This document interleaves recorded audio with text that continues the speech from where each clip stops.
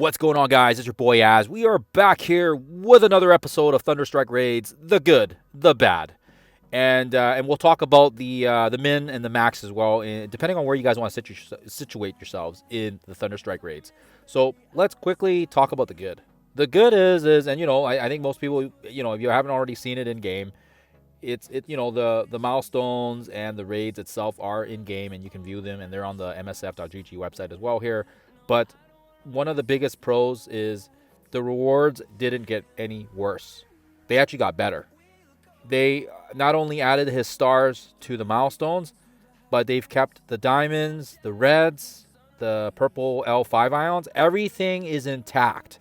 Now, we have yet to see this with Quasar R or the Blastaar trials, where after they ended, they actually capped us, and they kind of kicked us in the face a little bit by making a 7 yellow character requirement, right? Whereas in this one, the requirement's still the same. You still need the gear tier 20 characters for the higher nodes, and for the starting ones, you just need the tier 19. But they didn't change anything with regards to the rewards. And actually, it actually got better because now they spaced out some of these L5 purple ions so that, if you were hitting around those 10 nodes to 12, you weren't actually able to access these purple L5 ions. And now because of the way that they spaced it out, you're actually able to get them now. And like I said, I think you guys know where I stand with Blue Marvel and whether or not to get them or not. And I actually do have enough ions to get Blue Marvel unlocked, but I refuse to because with Annihilus around the corner and with everything else that's been going on with the game, it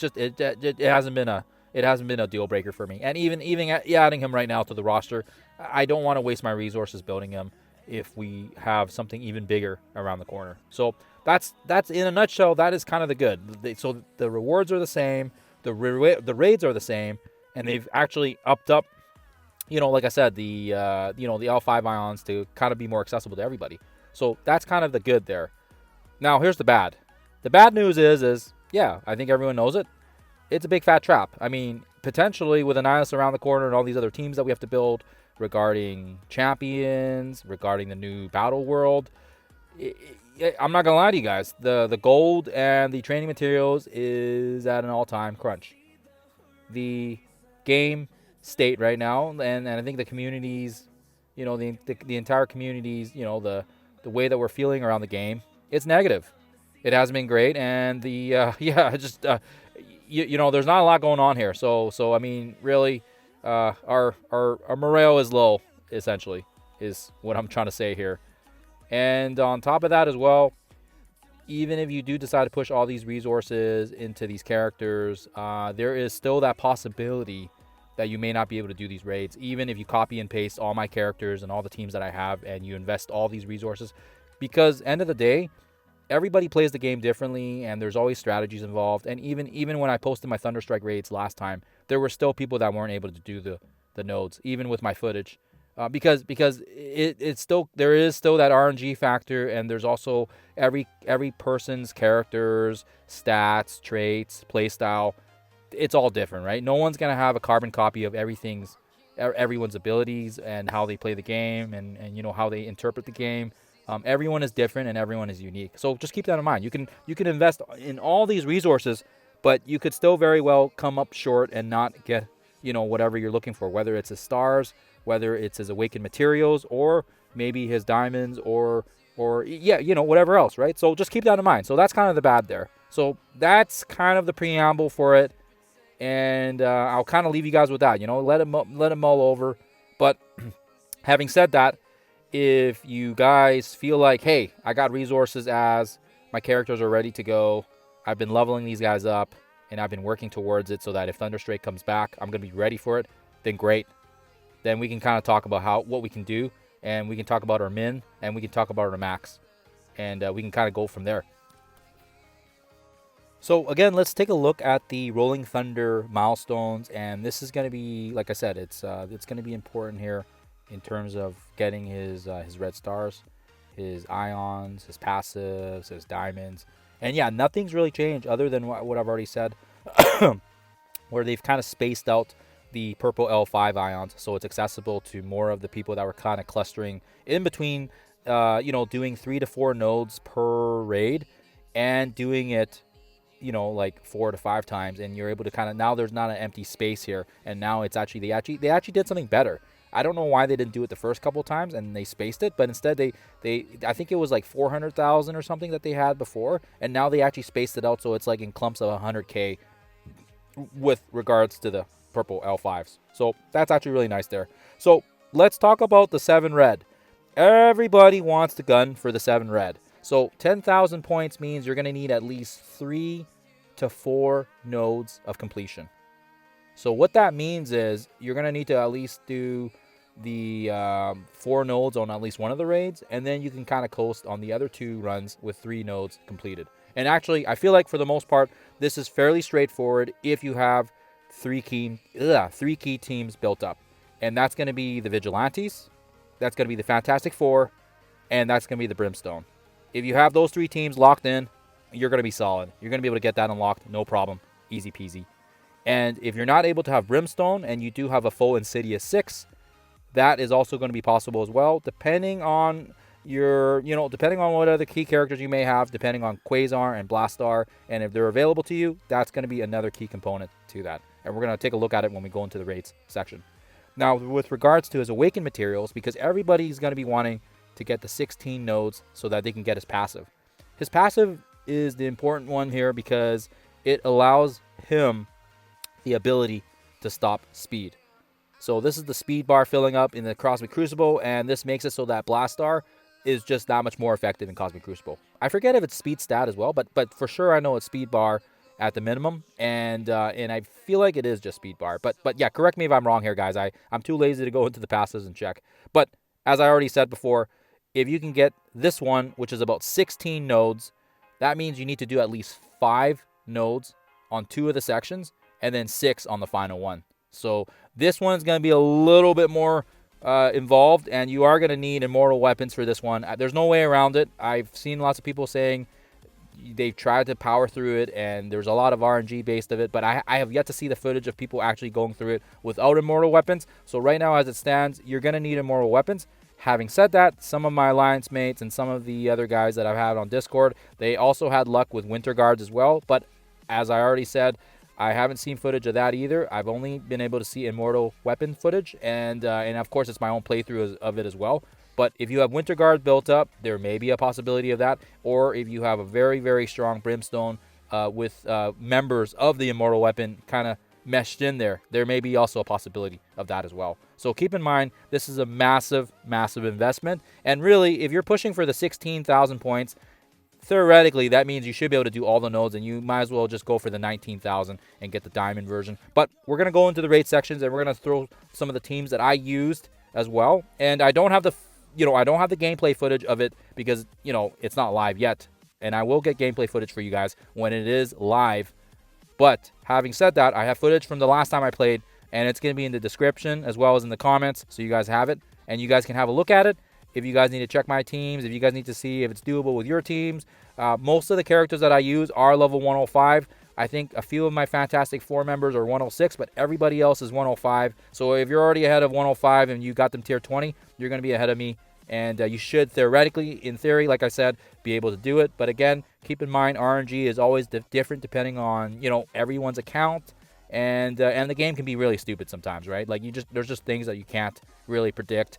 And it's the game's engine system or whatever, random luck, RNG, whatever you want to call it. So anyways, let's jump into the raid section so you guys can have a look here. Okay, so going into the Thunder raids, and again, it's not live yet, so we can't see everything here, but you are able to preview it if you go into the raid section. If you're like if you're alliance leader or a captain, you can kind of go into it when you can launch the raids. And as you guys can see here, we can see all the missions here. So like I already said, there's going to be 7 key missions, not including the bosses. And if you're able to clear all 7 of them, you're going to be able to max all the milestone points. Keep in mind, again, as I already said, you're going to need at least 3 to 4 nodes for the 7-star, 7 red unlock. Wait, is it 7-star? No, sorry. Not. I think to get more shards, you need to go higher than that. But no, sorry. Let me back up a bit. To get the 7 red unlock, you're going to need at least 3 to 4 nodes per raid sesh. And again, if you want the Awakened materials, you're going to need at least 5 on 2 of the raids, and then you're going to need 6 on the final run of it. Or you can do 6 at the start, and then that way you can kind of breeze through the next 2 raids that come out later on in the week. So let's talk about the first node. The first node, and as I already said, I have the footage and I have the gameplay, and it's in the description and in the comments if you guys want to look through it. This is going to be the easiest one. This one has no limitations, and you can bring in all your mythic characters. You can bring in Professor Xavier. You can bring in your Mephisto. You can bring in Old Man Logan. I've used it all, guys. It doesn't matter who you use. You can just auto it. And this is the one where you can also use Vigilantes. And in the video as well, I do runs of both. You can do Vigilantes, or you can do any other mythic, crazy powerful team you got. Fantastic Four, whatever, hoo-ha. Just use whatever you want to use.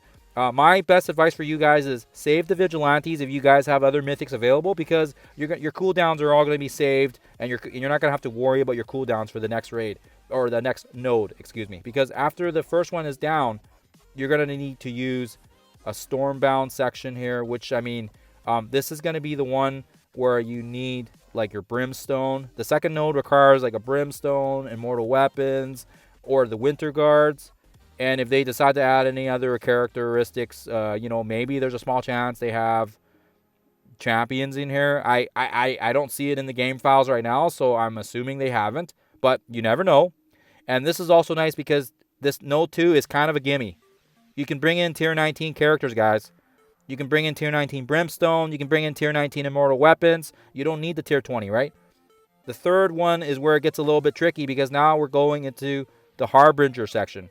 This is where we want to use our Fantastic Four with our Silver Sable, and that's kind of the team I used. And again, like I already said, footage is available there for you guys if you guys want to check it out. We also use Quasar in here because he's also a Harbinger, and you're really not going to use him again if you don't use him here. So take advantage of it if you can, because he is a monster. And if you don't have Quasar, no worries. Fantastic Four, Vigilantes, they're going to get the job done.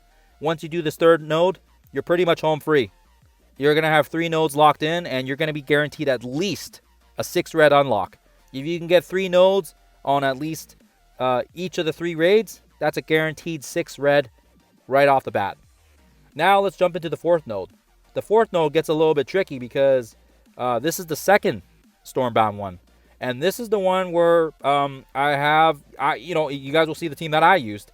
I used Immortal weapons with a Brimstone combination.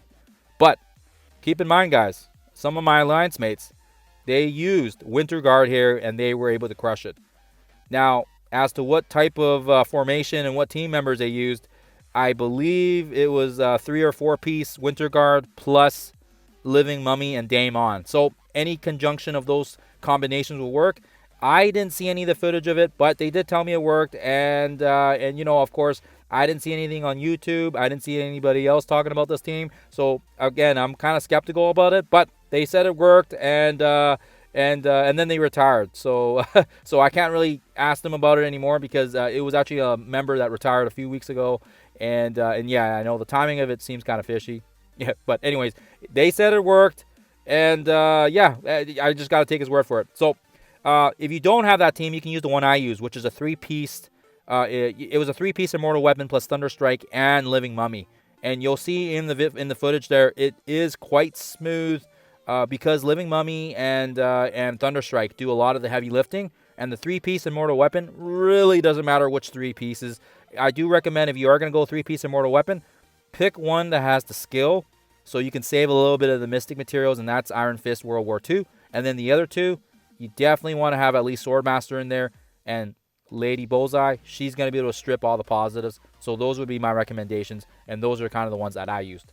Now, once you do that final node and you are able to do node 4, you are able to get that 7 red unlock. Now, alternatively, if you don't want to use your Brimstone, or you don't want to level up Immortal weapons, which I don't argue with you guys. I'm not trying to say, you know, hey, you have to do it. You can always skip this node. You can skip this node because the next one is a Conqueror node. This is the one where you can use Insidious 6 plus your Blastaar. A lot of people have Insidious 6 built up to tier 20 because of raids. A lot of people have Insidious 6 built up because of other, other trials, like the Blastaar trials. That is also an approach here, guys, that we can take advantage of. If you're able to use it on the Conqueror section with your Insidious 6, tier 20, you are able to clear it and get the 4 nodes that way as well. you're going to be able to get 4 nodes from that one, even without having the second one here with the Stormbound node. So keep that in mind, guys. This is also an alternate strategy that you can use. Now, having said that, if you're not able to do the Conquerors and you want to skip that one, there's always this one right at the end as well. The Stormbound 4. This one is also able to use new mutants, and you can also use Brimstone here, tier 20. But if you're able to do tier 20 with Brimstone on the last one, then you should be able to theoretically do it on the second one as well, because I've done it. So keep that in mind, like I already said, guys. There's a couple options, right? Like I already said, the first one you definitely want to do. The second one is a give me. Third one is a gimme. So guaranteed right there, the first 3 nodes. If you have Vigilantes and Fantastic Four built, you should be guaranteed at least a 6 red unlock without having any resource investment, without having too much stress and too much strain on your resources. And then this is where it gets a little tricky. When you get into node 4, this is the one where we go into Stormbound 2, and this is the one where I said you got to use at least immortal weapons, or there is apparently you can use Winter Guard. And again, I can't say with certainty that it works because I only heard it from an alliance mate who's since he's actually retired now. So that's how he got through it, and I know he didn't build immortal weapons, so I don't think he would lie to me. He definitely got the unlock, so theoretically it should work. It should work, and I don't know what his combination or composition of the team was, but I know for a fact that it was at least a 3-4 piece Winter Guard with Living Mummy, because Living Mummy, you kind of need the taunt there to protect the team. Now, if you can't do that one and you want to just skip it all together, like I already said, we can go into Conquerors. We can build, or we can use our raid teams that we've already built up. The Insidious 6 plus Blastaar. You don't even have to use Blastaar if you don't want to use Blastaar, but it's going to be able to work. And even if you don't get through it, there is also because it is the Conquerors tag, you're actually able to use Hellfire as well. So it's not just Insidious 6. You also have access to the Hellfire team. So if you can't do it in one shot, hey, you don't need to. You can 2-tap this baby. You can use Hellfire shortly after. And I have seen footage of this, and this works. So right there, if you're able to do one of those 5 nodes and you're able to do 4 out of these 5, right there you've guaranteed yourself that 7 red unlock without any hassle. Now, having said that, now, if you want to go for the maximum unlock, so you're able to do nodes 1, you're able to do nodes 2, you're able to do 3, and then you're able to do the 4th and the 5th. Well, guess what, guys? You're almost home free. Now you just got to worry about the 6th node, which is, you know, I think a lot of people struggle with the Stormbound 3 because it's got the North Stars, it's got the Sebastian Shaws, it's got some crazy speeds on those characters, and you don't need to do it. You can skip it. You can skip it and go right into this one, which is the 7th node, which is Stormbound 4. And you can use full Brimstone. So if you're able to do the other Brimstone one, you should be able to do the last one as well. And just by clearing those 6, and those 6 alone, you'll be able to get the passive Awakened Materials. And remember, you don't have to do 6 nodes for every single raid. You only need to do the 6 nodes once. And then you can just do 5 for raid number 2 and do 5 for raid number 3. And that will get you the 16,000 points and get you the Awakened Material passive. Now, if your goal isn't just to gain, isn't just to gain the Awakened passive, and you want to go for the diamonds, well, you got to do all the nodes, guys. There's no way around it. You got to do pretty much all the nodes, and you got to hit all 7 at least once, and then you can kind of coast with 6 on the other 2 sections. But you need at least 7 on one of them. And I, for myself, I don't need to go for the diamond ones because I already have them diamond unlocked.